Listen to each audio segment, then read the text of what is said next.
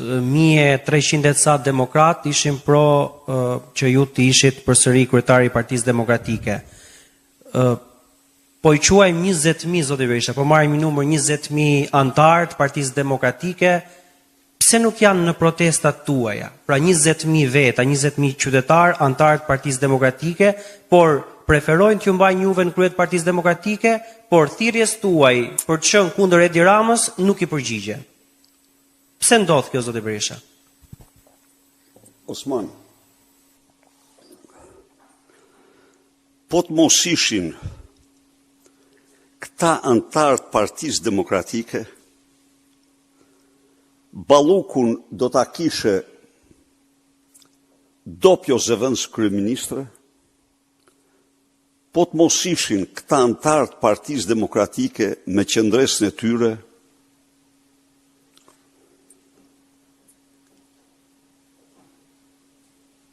Edi Rama do ta kishe yll narkodiktatorin e Shqipërisë, yll të integrimit, po të mos ishin këta antarë të Partisë Demokratike, korupcioni nga vjedhje do quhej virtut në Shqipëri. Ndaj dhe njerëzisht ju kërkoj t'jesh pafundësisht mirënjohës atyre që dalin aty. Tani, a dalin 37.000, apo dalin 50.000, apo dalin 15.000, kjo është një çështje që në vlerësimin tim nuk ka ndonjë dallim të madh. Ajo që është kapitale është se opozita për dy arsye madhore, për farsën zgjedhore dhe mbrojtjen e korrupsionit, ka nisë serinë e pandalshme të kryengritjes paqësore. Kjo të siguroj se do vazhdoj gjën realizimin e qëllimeve tona. Ne jemi në kushte të një diktature autoritare, urdhoni. Jemi në kushte të një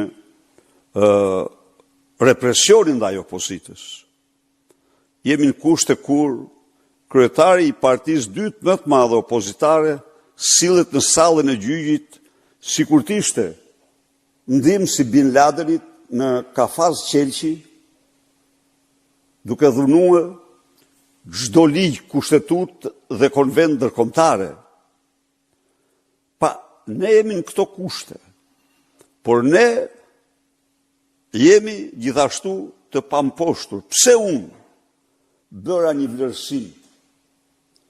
Imagjinoti tani, në qoftë se këta njerëz që votuan, rreth 40.000 u paraqiten para qendrave të votimit. Pas të gjitha këtyre, këta tregojnë se janë të gatshëm për një betejë për jetë e vdekje kundër këtij regjimi. A bëjmë ne përpjekje për të mobilizuar aq apo këto janë çështje organizimi, po janë dhe ca qëllime aty, nuk mund ta mohoj, e tjerë me radhë. E rëndësishme të them unë, ja u them me përgjegjësi të plot, se asgjë s'ka patur më të rëndësishme se sa ato protesta, ato pozicë për të damkosur Edi Ramën personalisht atë dhe regjimin e tij. Asgjë. Dhe ato do vazhdojnë. Këta që votuan Sali Berishën, këta dinë çdo gjë për Sali Berishën.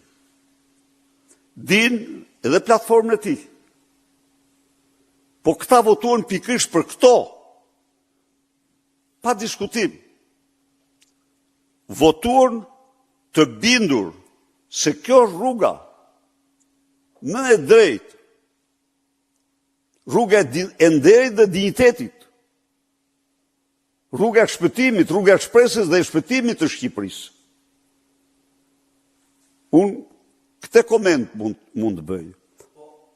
A ndjeni ju ish gënjur që këta demokrat, edhe kur u bën zgjedhjet e kaluara para 4 vitesh, po ashtu janë përgjigjur në këto numra, pra dhe 40.000 antarë që ju votbesojnë juve, ndërkohë kur ju i thirrni për protestë, nuk përgjigjen të 40.000, sepse ata nuk janë qytetarë të thjeshtë. Pra ata i dalin përballë regjimit, nuk kanë frikë për atë quhen antarë të Partisë Demokratike, po s'dalin 40.000 protestë. Shiko, tani shumë bukur. Falënderoj Biles për pyetjen.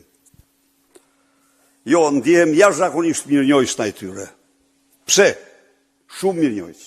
Pse? Unë kam qenë në drejtim në gjithë këto vite të papërsërishme për një forcë politike. Secili prej tyre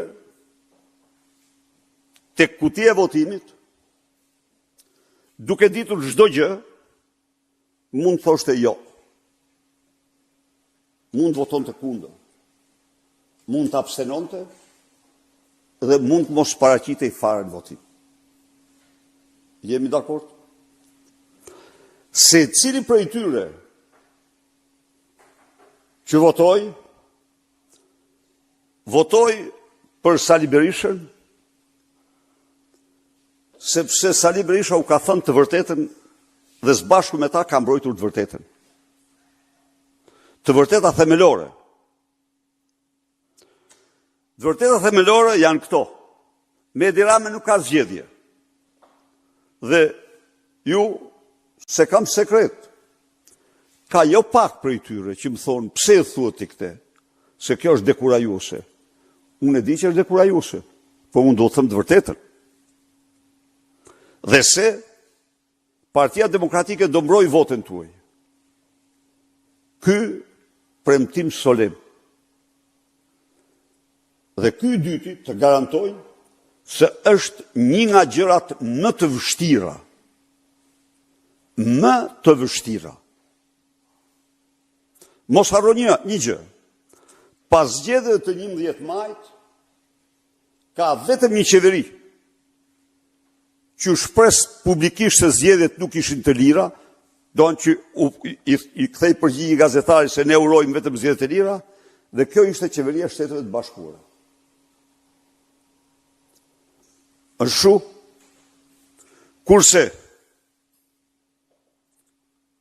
fal karakterit të atij ekipi që vëzhgoi zgjedhjet dhe të punës së jashtëzakonshme që ne bëm për mbrojtjen e votës, dhe në fakt, ta themi këtu, në rrafshin ndërkombëtar, ju them unë ju, 60% asaj pune është bërë me